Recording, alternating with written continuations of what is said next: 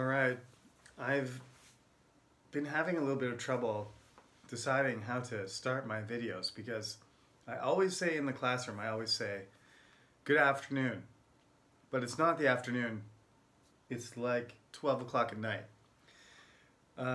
But anyway, I think I'm just going to mix it up a little bit. This is conversation one. This is, again, I'm probably repeating myself, but one of my favorite classes. One reason is because it's fun, and I probably shouldn't share that around too much because the university will probably cancel the class if they think it's too much fun. But it's true. Normally we get to talk about things, about everyday life, and we get to improve our English skills together. And I get to learn things about everybody. Students come from all over the world to study English, believe it or not, to study English at our university. And all of you, not all of you, but many of you are freshmen because this is conversation one. So it's nice to, get to know the freshmen and to discuss a lot of different, and share information with each other and to start your journey through your undergrad experience. This is just the beginning. I always tell my first year students that I hope you're watching this whole video because it depends on the class, it depends on the year and the individual, but some freshmen, and I'm admitting, I'll be the first one to admit, I was not a good student, and I don't put on my resume the grades that I had during my first year at university there's a pretty good reason for that. If a transcript is required, then I have to explain. When I went to university, I thought university was not really that important. I just went there because I thought I had to go. And I think a lot of Korean students do the same thing. If you're an international student, maybe you're smarter than me, and you recognize that your parents or you, or a scholarship or whatever, wherever the money came from, you're investing in your time is valuable and you're investing in something. So you want to get more value out of your experience, but that's not what I did. That's what I should have done, but that's not what I did. So every year, I didn't give this pep talk in my introduction because I wasn't prepared really to do the online introduction. If you look back and see what I did in the classroom it was pretty rough doing that first video. Now I'm a little bit more comfortable, so I feel like I've missed a few things. I want, especially you, Conversation 1 students, I want you to have a good experience. I want you to, I know you're missing a lot of the social things. One of my favorite Konglish expressions is MT, right? Membership training, which means that usually at Chungnam, that means you get together with a whole bunch of other English majors or whatever department you're in, and you guys go to the mountain, and all of you are, young, energetic, excited, and enthusiastic. You probably drink more than you should. Drinking alcohol is fine, but once you get older, you realize that drinking too much is dangerous in a lot of ways. So you go, but anyway, you do activities, ice-breaking things, you have a fun time, you take a bus to a mountain or something and you stay overnight and you do lots of fun stuff.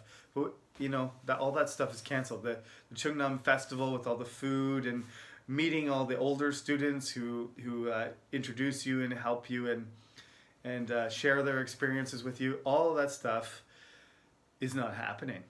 So yeah, I hope I'm doing my best. Again, I want to reiterate, we are going to do something interactive. If we're not, Korea's number of cases has dropped down to about 30 a day for the last few days. There is a real possibility that they will let us at least temporarily get back into the classroom. I don't know exactly what we're going to do, but I think for conversation class, this is important. I mentioned in my video earlier tonight, it may be something like student sanitizer, 2 meters apart, masks on everybody. But that's better than just you watching YouTube and listening to me. So we will do what we can, okay? That's a promise.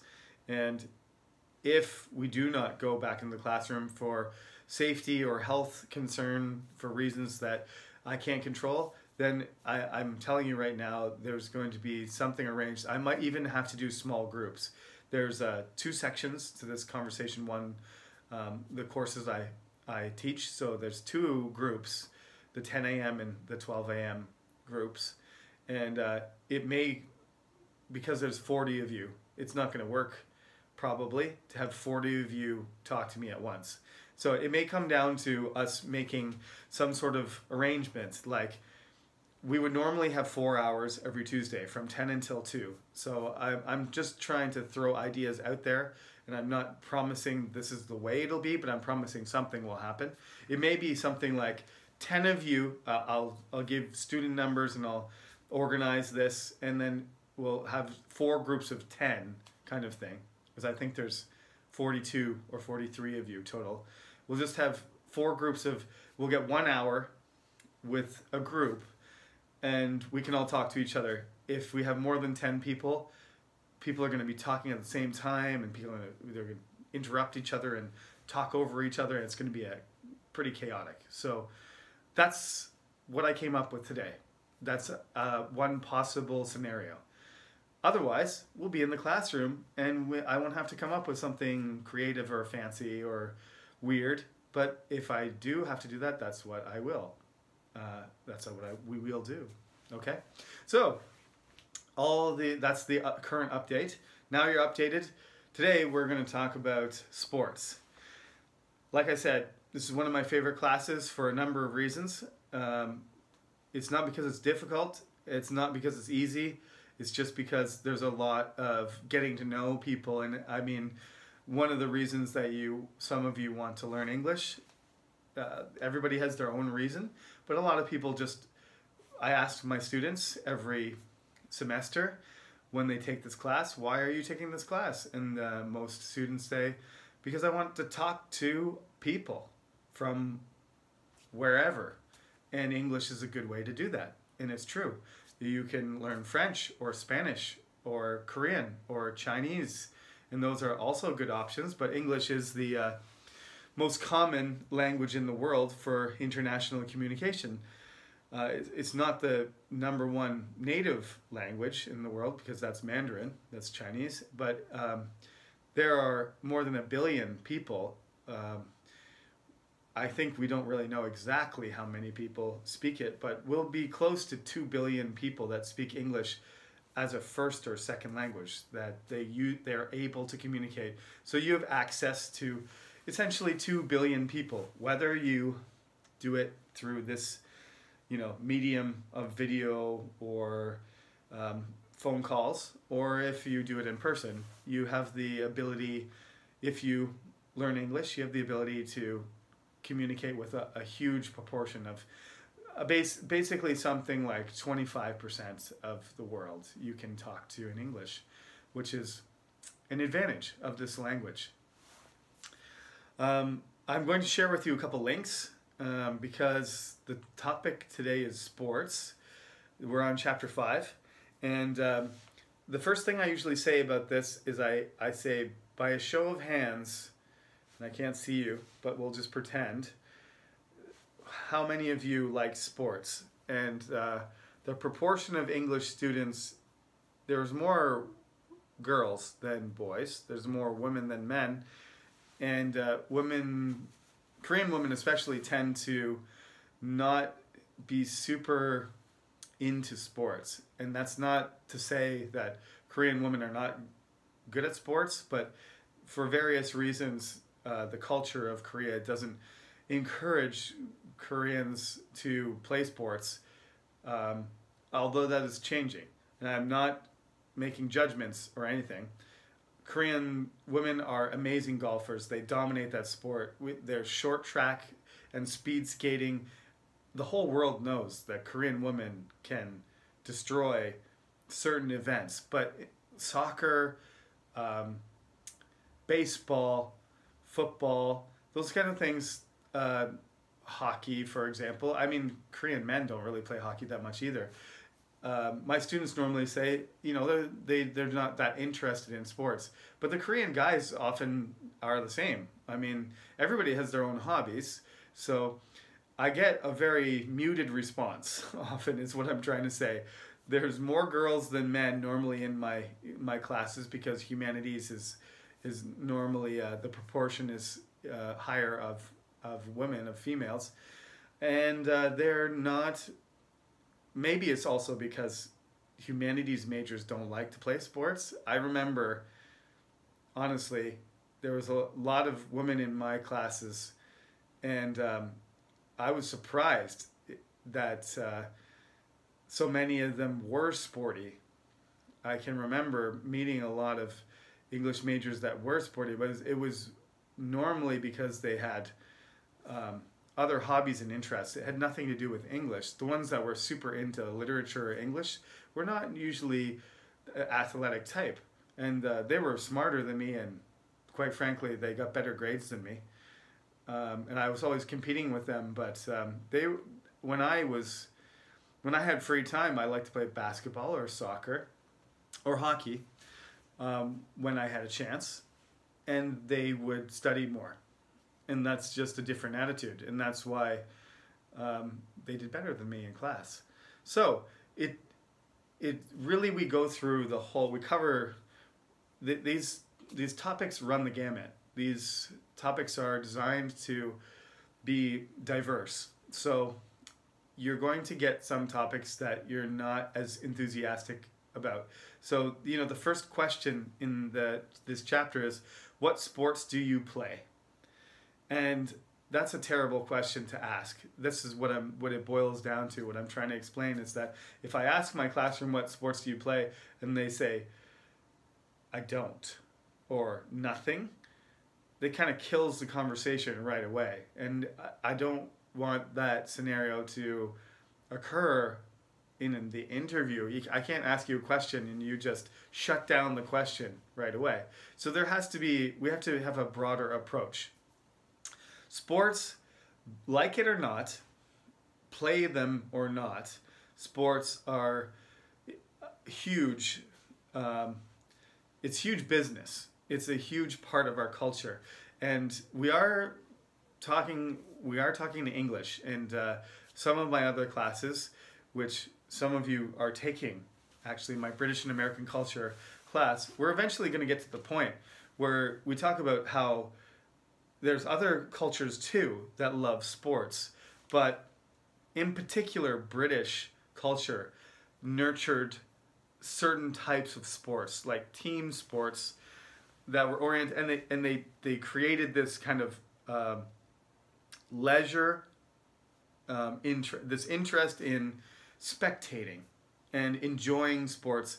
And they actually tried, in America too, they tried to keep it amateur, just like the Olympics used to be amateur, and you were never allowed to go in the Olympics in the past if you were a professional.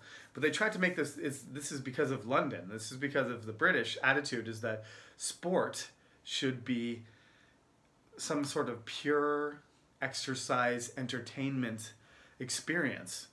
And now it's been completely destroyed because capitalism and Americanization has just crushed that idea into the ground, like really destroyed it. So people who, and I argue with people all the time about this, because some of my friends, one of my friends in particular is really, he's in economics and political policy, is his background, and he's a professor as well. And when you talk about sports, he can't talk about it in an ideological sense. He can only talk about it in terms of dollars and cents. Like, should a player be paid $50 million to kick a ball in the net or shoot a ball, or shoot, I mean shoot as throw, or take a slap shot and put something past another person.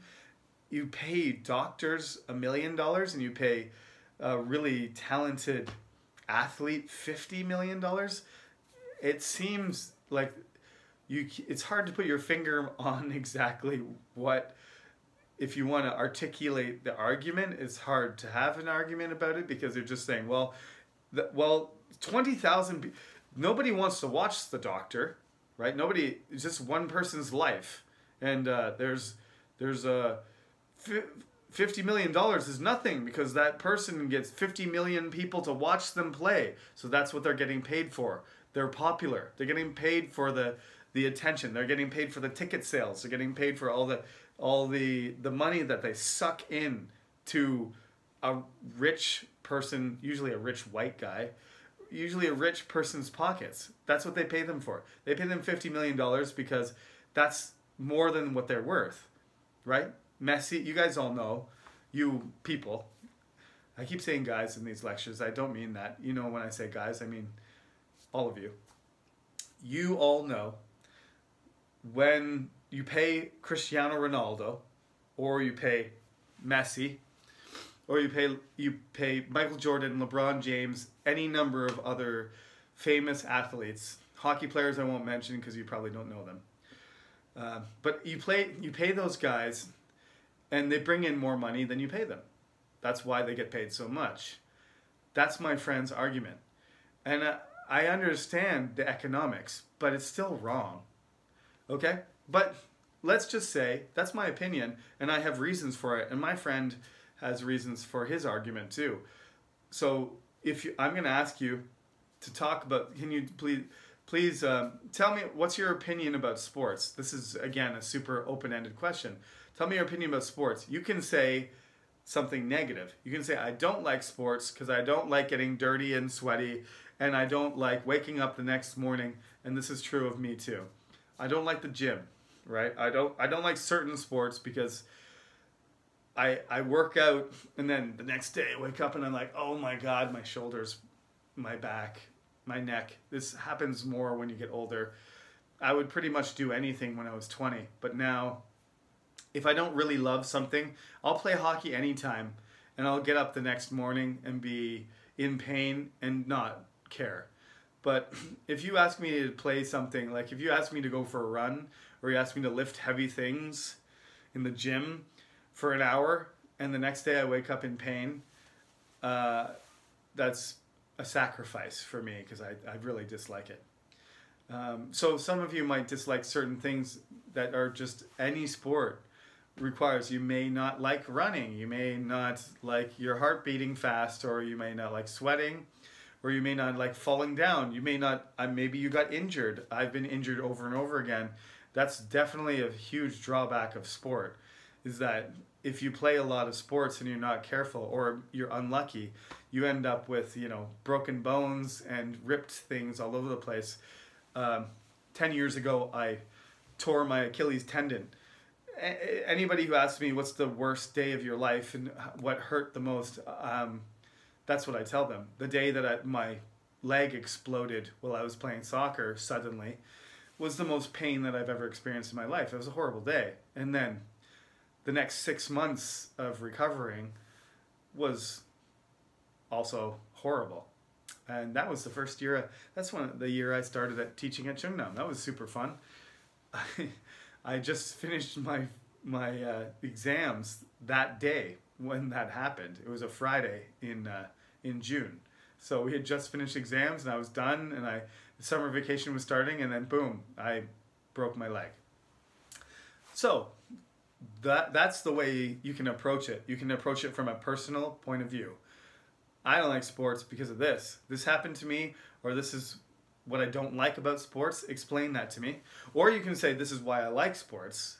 And I would choose that point of view because I love sports, despite the fact that there's a lot of negatives, which I'm aware of.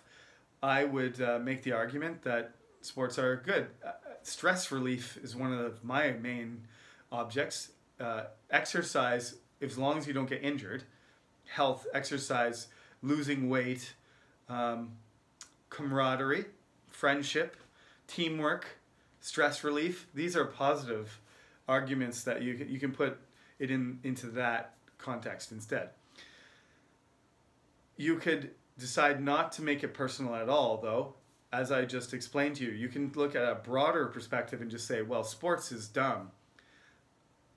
We pay athletes way too much, and the business is out of control. It's just capitalism off the leash.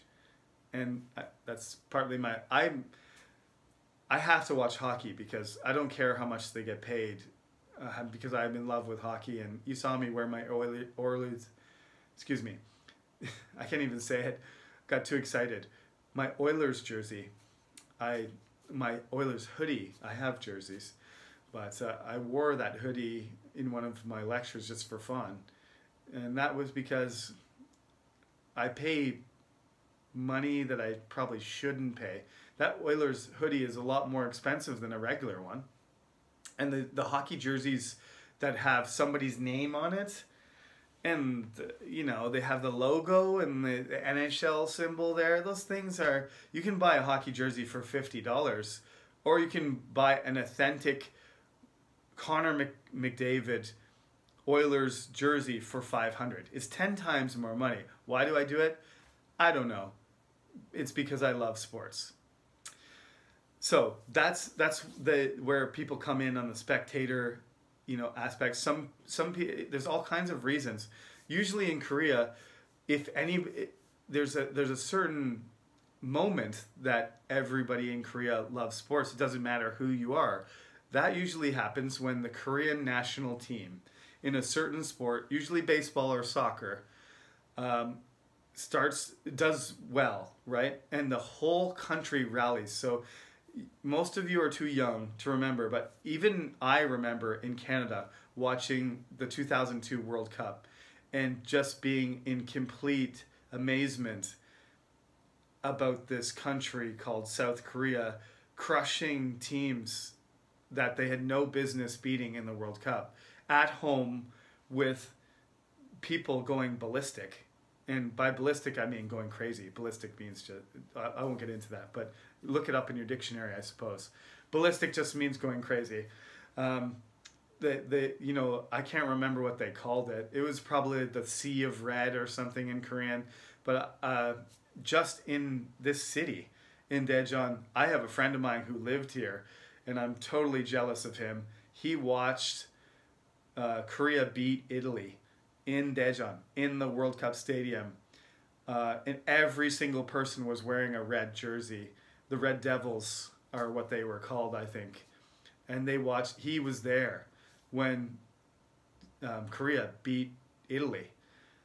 Canada doesn't even go to the World Cup usually. We don't even qualify. If we beat Italy, I think the whole country would turn itself inside out. We are a hockey country. And so we expect to win the hockey. If our World Cup soccer team beat Italy in the World Cup, the same thing would have happened. We just would have freaked out. So I'm totally jealous of him that he was there for that, and that's a once in a lifetime experience. You can ask any Korean person who's as old as me, 40 years or older. I bet you they can tell you where they were, what bar they were in. If they were at home with their parents, with their family, in the Daejeon World Cup Stadium, if they were like on the street, they can remember that day probably, because everybody in Korea just celebrated together. And that is the beauty of sports, if you want to make that argument, is that I mean, patriotism and nationalism have their downside too, obviously, but that's a positive thing when all of Korean, everybody forgets. Like, you like another political party, or you grew up in another area, or you care about this or that. Everybody forgets, and everybody just hugs each other and screams and drinks and celebrates and eats food and dances. And that is what sports can do in the best case scenario. And that's why Koreans who are old enough to have experienced the World Cup in 2002 will never forget it. You can talk to anybody anybody from my age 38. I'm 38. Anybody from my age, oh, I even remember it, and I'm not even Korean. I wasn't even here. I watched that game, and I was in disbelief. And don't tell my Italian friends, but I cheered against Italy. And that's when I started supporting Korea, when they beat Italy. So I don't have anybody to cheer for. So Korea is my adopted, soccer team. Anyway, this is what you can do. I'm dragging this on a little bit. In the textbook, please, I'm not asking you to actually hand in anything. I know most of you bought the textbook, as you should. And in class, I would normally ask you to do things from the textbook, but we're just going to stick to the assignments because of the way things are for now. Things might change after, we're almost near the halfway point. We're approaching week 7, week 8, where we would normally have midterms, and we'll have to address that kind of stuff when we get there, because this is a 15-week semester, so we're almost halfway. In the textbook, it says, for example, and you can do the listening exercises, but this can apply to you too as you're preparing for this question. You got to hand in the assignment as usual. The topic is sport. Explain to me what you think about sports. That's it.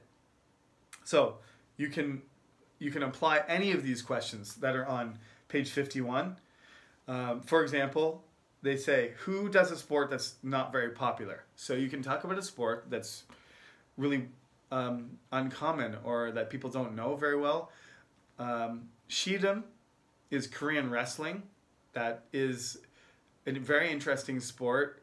I'm not going to take my time explaining it, but if you don't know what that sport is, that's because you didn't grow up in Korea and you haven't, it's not an international sport, it's a Korean event.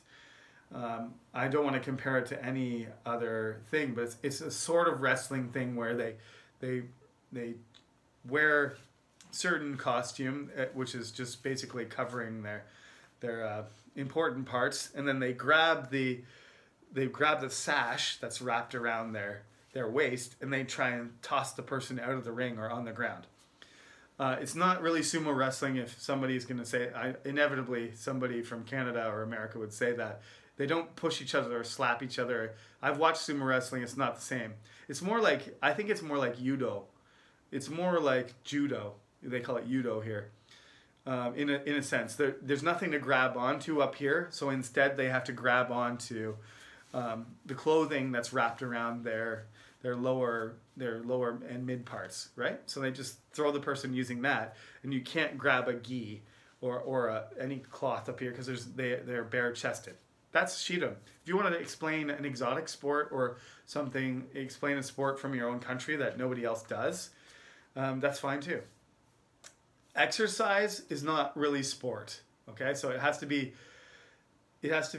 sport really involves some sort of organization and some sort of competition. So marathon running is exercise. That counts. But just running on a treadmill is not sport, okay? You see the distinction?